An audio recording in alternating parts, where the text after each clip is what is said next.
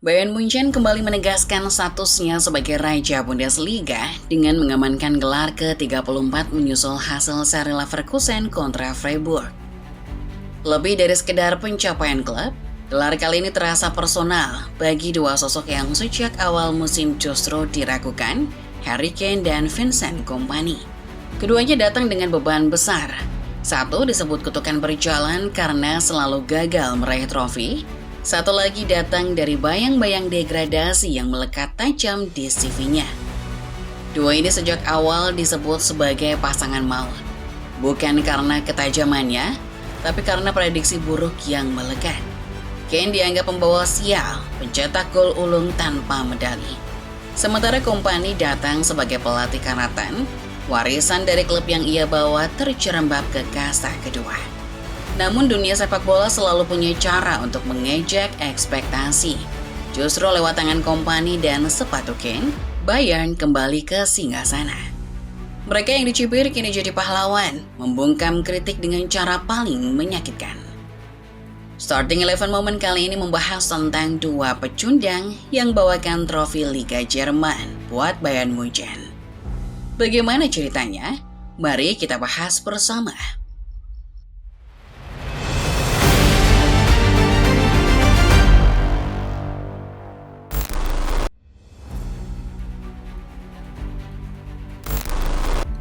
Harry Kane dan Vincent Kompany. Dua nama ini sempat mengundang senyuman sinis di balik meja redaksi. Harry Kane, si mesin gol asal Inggris, datang ke Bayern dengan satu reputasi yang terus membayangi, pencetak gol legendaris tanpa satu pun trofi. Meski dia sudah kantongi lebih dari 350 gol di level klub, menjadi top skor sepanjang masa di Tottenham dan juga timnas Inggris, tapi nyatanya semua catatan itu justru berujung jadi luka. Semua gol, semua jasa tak pernah dibayar dengan piala. Kedatangan Kane di awal sebenarnya disambut dengan sukacita. Siapa yang gak gembira saat melihat timnya kedatangan bintang dunia? Tapi nyatanya semua catatan itu justru berujung jadi luka. Semua gol, semua jasa tak pernah dibayar dengan piala. Sayangnya, meski detik berikutnya Kane langsung pamer prestasi, dirinya seolah dipersekusi, menjadi biang keladi atas Bayern yang puasa trofi. Harry Kane menjebol gawang demi gawang di Bundesliga, mencetak 36 gol di musim debutnya. Tapi tetap saja publik berkata, dia kutukan piala. Dia bisa cetak ratusan gol dalam satu laga, tapi tetap pulang dengan tangan hampa. Satu final Liga Champions, satu final Euro, dan segudang semifinal, tapi tetap 0 trofi, 0 gelar. Sementara itu di saat si pembawa sial datang membela Bavaria untuk musim kedua, Bayern juga selanjutnya menyambut Vincent Kompany yang masih tergolong debutan. Bagi fans Bayern, dua keputusan ini jelas terasa seperti keputusan gila. Apalagi ini semua terjadi usai si merah puasa trofi.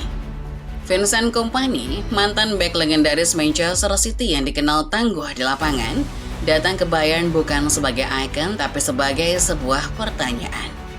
Terakhir kali ia berdiri di pinggir lapangan adalah di Premier League, tempat di mana ia menyaksikan Burnley-nya terkapar di posisi 19, hanya menang 5 kali dalam satu musim.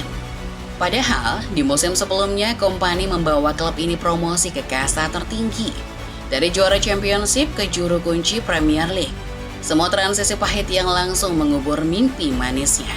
Terdegradasi dari Premier League, lalu melatih raksasa Jerman, tak ada komedi yang lebih besar buat fakta ini.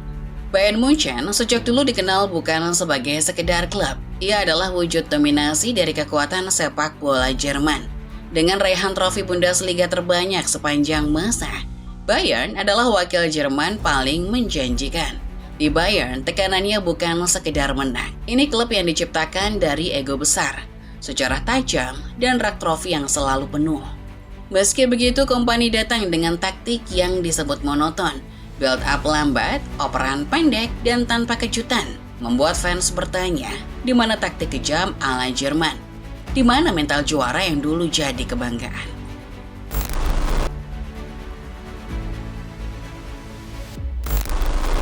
Meski di tengah ribuan ejekan dan cemoohan, Vincent Kompany nyatanya tetap melanjutkan perjalanan. Baginya kritik adalah hal yang bagus, namun ia tetap memakai caranya. Jika kita analisis secara seksama, taktik Kompany sebenarnya mirip dengan master strategi Pep Guardiola.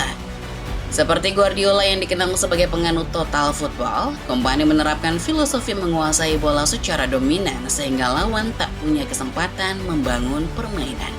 Dimulai dari bola build up yang cepat, sentuhan keras dari lini belakang, hingga peran striker yang bergeser ke posisi false nine. Semua elemen ini mengindikasikan bahwa ia bukanlah pelatih biasa. Di mata orang, gaya mainnya terlihat seperti kombinasi antara kontrol bola dengan sentuhan kreatif yang meniru mantra Pep melalui formasi yang hampir identik. Kompany sering tampil dengan strategi yang menyerupai formasi 4-2-4 atau variasinya yang esensinya tak jauh berbeda dengan formasi 3-1-6 atau 3-2-5 yang kadang diterapkan Guardiola. Seolah-olah Kompany mengambil pelajaran langsung dari buku taktik sang maestro asal Spanyol itu. Peran striker pun kian berubah, bukan lagi sekedar penyerang nominal sebagai pure number 9, melainkan figur yang lebih fleksibel dan bertindak mobile, menambah dimensi baru pada serangan tim. Kembali ke realitas, di tengah cemoohan bahwa taktiknya monoton dan tidak cukup revolusioner, Kompany pada akhirnya berhasil membuktikan diri. Satu gelar juara yang diperoleh dengan gigih itu bukan hanya simbol kemenangan, tapi juga pembuktian bahwa dirinya layak.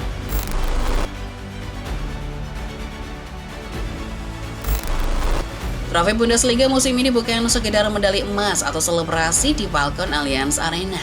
Ini adalah peristiwa emosional, penuh makna, terutama bagi seorang Harry Kane. Bagi dunia, trofi ini mungkin hanya angka ke-14 dalam deretan panjang supremasi Bayern Munich.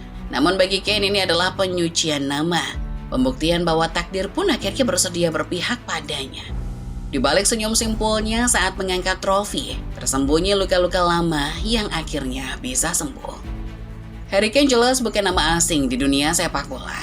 Ia adalah putra asli Inggris yang menjelma menjadi legenda Tottenham Hotspur, klub yang ia bela sejak remaja. Bersama Spurs ia mencetak ratusan gol dan mencatatkan namanya sebagai top skor sepanjang masa klub London Utara. Juga menjadi salah satu pencetak gol terbanyak dalam sejarah Premier League.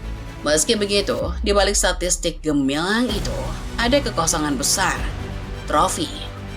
16 tahun berlaga di level profesional namun 0 gelar, membuat Kane dijuluki striker kutukan. Raja dalam permainan, tapi tanpa mahkota untuk mengukuhkannya. Ketika kesempatan untuk bergabung dengan Bayern Munich datang, Kane tak ragu mengambil langkah besar. Di atas kertas semua masuk akal, Bayern adalah raksasa Jerman yang hampir tak pernah absen dari daftar juara setiap musimnya. Langkah Kane ke Bavaria adalah langkah rasional untuk menghapus kutukan dan mempercantik kisahnya. Namun kenyataan justru sebaliknya. Musim debutnya dihiasi kegagalan demi kegagalan. Bayern dipermalukan di ajang domestik dan Eropa. Alih-alih menanggalkan kutukan, Kane malah seolah membawanya ke tanah Jerman. Namun sepak bola selalu punya cara sendiri dalam menulis cerita. Di Spieltag ke-32, hasil imbang Leverkusen melawan Freiburg seolah menjadi jawaban problematika Kane selama ini. Tuhan menjawab doanya. Sang raja kini telah mendapatkan mahkotanya, menjadi penebusan dosa sekaligus pembuktian jati diri.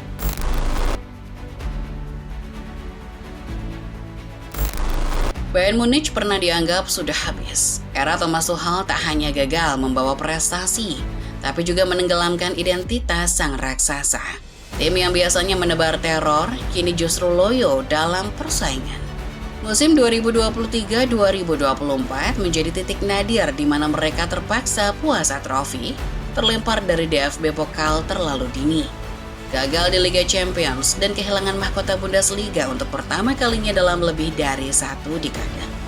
Tak hanya performa yang goyah, tubuh manajemen klub pun tak luput dari luka. Konflik di internal dewan memunculkan pertarungan dingin antara direktur olahraga Max Eberl dan figur legendaris seperti Uli Hoeneß. Perbedaan visi, tarik ulur dalam kontrak pemain, hingga perdebatan soal arah finansial klub membuat Bayern tampak seperti kapal yang kehilangan nahkoda. Untuk sesaat dunia melihat Bayern sebagai kerajaan retak yang tengah menunggu kehancurannya sendiri. Namun takdir berkata lain, Vincent Kompany pelatih yang sempat dicibir usai terdegradasi bersama Burnley datang sebagai penjudi. Ia tidak menjanjikan revolusi besar, tidak pula mendatangkan sederet bintang mahal. Ia hanya datang dengan tekad yang membangun jiwa lama dari tubuh yang masih kuat. Mayoritas skuad masih sama dengan wajah-wajah yang sebelumnya dicibir sebagai pemain gagal. Tapi Kompany memberi mereka arah, menyulut kembali api di dada mereka, dan mengembalikan keyakinan yang sempat hilang. Demikian pembahasan singkat mengenai dua pecundang yang buktikan diri dengan bawakan trofi di Liga Jerman. Bagaimana menurut kalian? Diawali dengan gelar juara ini, akankah Bayern memasuki era emasnya lagi? Coba tulis pendapat kamu di kolom komentar. Jangan lupa untuk menekan tombol like dan subscribe kalau kamu suka video ini. Share ke teman-teman kalian yang juga fans Liga Jerman. Terima kasih sudah menonton. Sampai jumpa di video selanjutnya.